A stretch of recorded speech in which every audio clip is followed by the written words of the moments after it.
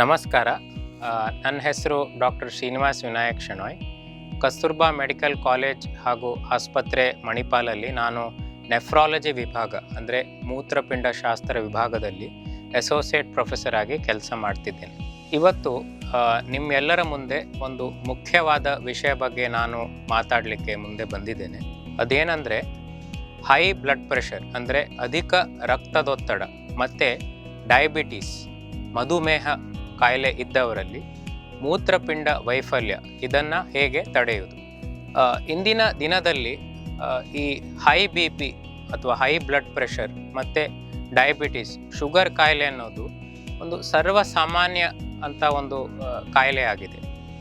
So ಇದರಿಂದಾಗಿ ಈ ಮೂತ್ರಪಿಂಡ ವೈಫಲ್ಯ ಅಥವಾ ಶಾಶ್ವತ ಮೂತ್ರಪಿಂಡ ಕಾಯಿಲೆ, ನಾವು CKD ಅಂತ ಹೇಳ್ತೇವೆ, ಇದರ ಪ್ರಮಾಣವು ಜಾಸ್ತಿ ಆಗ್ತಾ ಇದೆ.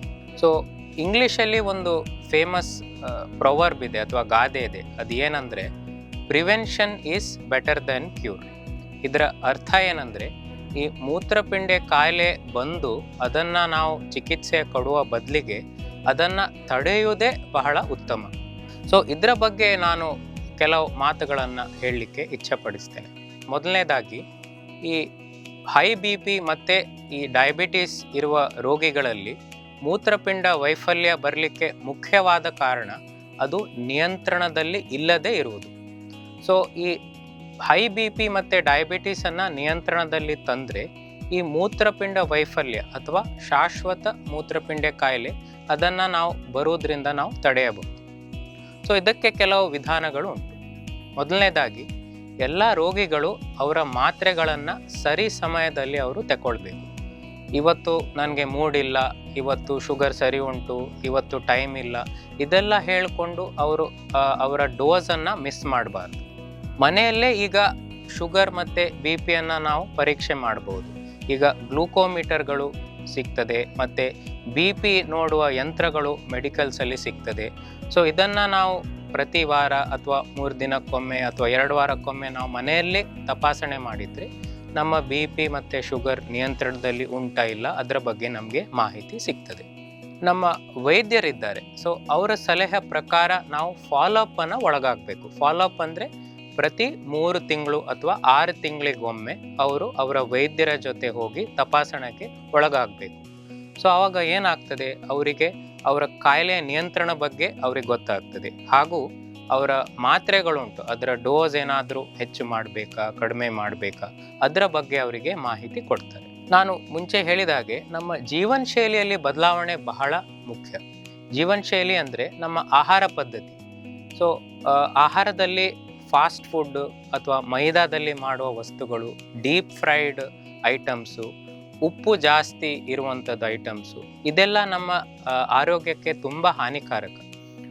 ಇದನ್ನು ನಾವು ಆದಷ್ಟು ಅವಾಯ್ಡ್ ಮಾಡಬೇಕು. ಮತ್ತು ಒಳ್ಳೆಯ ಆಹಾರಗಳು ಅಂದರೆ ಗ್ರೀನ್ ವೆಜಿಟೇಬಲ್ಸ್, ಹಸಿರು ತರಕಾರಿಗಳು, ಫ್ರೂಟ್ಸ್, ಹಣ್ಣುಗಳು, ಮತ್ತು ಕೆಲವು ಪ್ರೋಟೀನ್ ಅಂಶ, ನಮ್ಮ ಮೊಳಕೆ ಬಂದ ಕಾಳುಗಳಿರ್ಬೋದು, ಧಾನ್ಯಗಳಿರ್ಬೋದು, ಮಾಂಸಾಹಾರಿ ತಿನ್ನೋರಲ್ಲಿ ಎಗ್ ಮತ್ತು ಫಿಶ್, ಇದೆಲ್ಲ ಅವರ ಆರೋಗ್ಯಕ್ಕೆ ಒಳ್ಳೆಯದು. ಮತ್ತು ಇದರಿಂದಾಗಿ ಅವರ ಬಿ ಪಿ ಮತ್ತು ಮಧುಮೇಹ ನಿಯಂತ್ರಣದಲ್ಲಿ ಇರ್ತದೆ.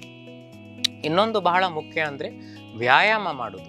ಈಗ ವ್ಯಾಯಾಮ ಯಾವುದೇ ರೀತಿಯಲ್ಲಿರಲಿ, ನಾವು ವಾಕಿಂಗ್ ಇರ್ಬೋದು, ಜಾಗಿಂಗ್ ಇರ್ಬೋದು, ಸ್ವಲ್ಪ ಲೈಟಾಗಿ ಜಿಮ್ಮಿಗೆ ಹೋಗುವಂಥದ್ದು ಇರ್ಬೋದು, ಅಥವಾ ಯಾವುದೇ ಸ್ಪೋರ್ಟ್ಸ್ ಇರ್ಬೋದು, ನಿಮ್ಮ ಬ್ಯಾಡ್ಮಿಂಟನ್ ಇರಲಿ ಅಥವಾ ಕ್ರಿಕೆಟ್ ಇರಲಿ, ಯಾವುದೇ ಸ್ಪೋರ್ಟ್ಸ್ ನೀವು ಆಡ್ಬೋದು. ಬಟ್ ವಾರದಲ್ಲಿ ಒಂದು 5 ದಿನ 20ರಿಂದ 30 ನಿಮಿಷ ಈ ವ್ಯಾಯಾಮಗಳು ಮಾಡೋದು ಬಹಳ ಮುಖ್ಯ. ಸೊ ಇದರಿಂದಾಗಿ ನಿಮ್ಮ ಆರೋಗ್ಯ, ನಿಮ್ಮದು ಶುಗರ್ ಬಿ ಪಿ ಎಲ್ಲ ನಿಯಂತ್ರಣದಲ್ಲಿ ಇರ್ತದೆ. ಇನ್ನೊಂದು ವಿಷಯ ನಾನೇನು ತಿಳಿಸ್ಬೇಕಂದ್ರೆ, ತುಂಬ ರೋಗಿಗಳು ಅನಾವಶ್ಯಕವಾಗಿ ಅಥವಾ ಬೇರೆ ಕಾರಣದಿಂದ ಮೆಡಿಕಲ್ಸ್ ಹೋಗಿ ಮಾತ್ರೆಗಳನ್ನು ಸೇವಿಸ್ತಾರೆ ಡಾಕ್ಟ್ರೇ ಸಲಹೆ ಇಲ್ಲದೆ. ಅದು ಮಾತ್ರೆಗಳಲ್ಲಿ ಪ್ರಮುಖವಾದದ್ದು ನೋವಿನ ಮಾತ್ರೆಗಳು. ಯಾವುದೇ ನೋವಿರಲಿ, ಮೈಕೈ ನೋವು ಅಥವಾ ಬೆನ್ನು ನೋವು, ಅದಕ್ಕೆ ಕೆಲವು ನೋವಿನ ಮಾತ್ರೆಗಳಿವೆ. ಸೊ ಅದು ನಿಮ್ಮ ಮೂತ್ರಪಿಂಡಕ್ಕೆ ತುಂಬ ಹಾನಿ ಕೊಡ್ತದೆ. ಸೊ ಇದರಿಂದಾಗಿ ಮೂತ್ರಪಿಂಡ ವೈಫಲ್ಯ ಬರುವ ಸಾಧ್ಯತೆ ಇರ್ತದೆ. ಸೊ ಎಲ್ಲ ರೋಗಿಗಳು ಅವರ ವೈದ್ಯರ ಸಲಹೆ ಇಲ್ಲದೆ ಈ ಮೆಡಿಕಲ್ಸ್ ಹೋಗಿ ಅವರು ನೋವಿನ ಮಾತ್ರೆ ಅಥವಾ ಇತರ ಮಾತ್ರೆಗಳನ್ನು ಸೇವನೆ ಮಾಡಬಾರ್ದು. ಇನ್ನೊಂದು ಮಾತು ಏನಂದರೆ, ಈ ಮೂತ್ರಪಿಂಡ ಕಾಯಿಲೆಯ ತಪಾಸಣೆಗಳು ಎಲ್ಲ ರೋಗಿಗಳು ಒಮ್ಮೆ ಮಾಡಬೇಕು. ಹೆಚ್ಚಿನ ರೋಗಿಗಳಿಗೆ ನಾವು ಏನು ಹೇಳ್ತೇವೆ ಅಂದರೆ, ಅವರಿಗೆ ಫಸ್ಟ್ ಡಯಾಗ್ನೋಸಿಸ್ ಅಂದರೆ ಯಾವಾಗ ಅವ್ರಿಗೆ ಗೊತ್ತಾಗ್ತದೆ ಅವರಿಗೆ ಬಿ ಪಿ ಇದೆ ಅಥವಾ ಹೈ ಶುಗರ್ ಇದೆ, ಆ ಸಮಯದಲ್ಲೇ ಒಮ್ಮೆ ಅವರು ಈ ಮೂತ್ರಪಿಂಡ ಸಂಬಂಧ ತಪಾಸಣೆಯನ್ನು ಮಾಡಬೇಕು. ಅದು ಬಹಳ ಸುಲಭದಲ್ಲಿ ಮಾಡ್ಬೋದು. 2 ಮುಖ್ಯವಾದ ತಪಾಸಣೆಗಳು ಉಂಟು. ಅದೇನೆಂದರೆ, ಒಂದು ಸೀರಮ್ ಕ್ರಿಯಾಟಿನಿನ್ ಅಲ್ಲಿ ರಕ್ತದಲ್ಲಿ ಮಾಡುವಂಥದ್ದು ಒಂದು ಟೆಸ್ಟ್, ಮತ್ತು ಇನ್ನೊಂದು ಯೂರಿನ್ ಫಾರ್ ಆಲ್ಬುಮಿನ್ ಅಥವಾ ಮೂತ್ರದಲ್ಲಿ ಪ್ರೋಟೀನ್ ಹೋಗುವ ಟೆಸ್ಟ್. ಸೊ ಇದು ಸಾಧಾರಣ ಎಲ್ಲ ಲ್ಯಾಬ್ಗಳಲ್ಲಿ ಈ ಟೆಸ್ಟ್ ಸೌಲಭ್ಯ ಇದೆ. ಸೊ ಅವರು ಒಂದು ಸರ್ತಿ ಈ ಡಯಾಗ್ನೋಸಿಸ್ ಟೈಮಲ್ಲಿ ಈ ಟೆಸ್ಟನ್ನು ಮಾಡಿದರೆ ಅವರಿಗೆ ಮೂತ್ರಪಿಂಡ ಕಾಯಿಲೆ ಉಂಟು ಅಥವಾ ಇಲ್ಲ ಅವರಿಗೆ ಗೊತ್ತಾಗ್ತದೆ. ಮತ್ತು ಪ್ರತಿ ವರ್ಷ ಅವರು ವೈದ್ಯರ ಹತ್ರ ಸಲಹೆ ತಗೊಳ್ಳುವಾಗ ಇದನ್ನು ಮಾಡ್ಕೋಬಹುದು. ಸೊ ಇದರ ಪರಿಣಾಮ ಏನಂದರೆ, ಈ ಮೂತ್ರಪಿಂಡ ವೈಫಲ್ಯ ಏನಿದೆ ಅಥವಾ ಶಾಶ್ವತ ಮೂತ್ರಪಿಂಡ ಕಾಯಿಲೆ CKD ಏನಿದೆ, ಇದು ಮುಂದೆ ಅವರಿಗೆ ಬಂದ್ರೂ ಅದು ನಾವು ಶುರು ಹಂತದಲ್ಲೇ ಅದನ್ನು ಪತ್ತೆ ಹಚ್ಚಿಸಿ ಅದಕ್ಕೆ ಸೂಕ್ತ ಚಿಕಿತ್ಸೆಯನ್ನು ನಾವು ಕೊಡ್ಬೋದು. ಸೊ ಕೊನೆಯದಾಗಿ ನಾನು ಹೇಳುವುದಾದರೆ, ಎಲ್ಲ BP ಮತ್ತು ಶುಗರ್ ಇರುವ ರೋಗಿಗಳು ಅವರ ಆರೋಗ್ಯ ಬಗ್ಗೆ ಕಾಳಜಿ ಇಡಬೇಕು. ಅವರ BP ಶುಗರನ್ನು ನಿಯಂತ್ರಣದಲ್ಲಿ ಇಡಬೇಕು.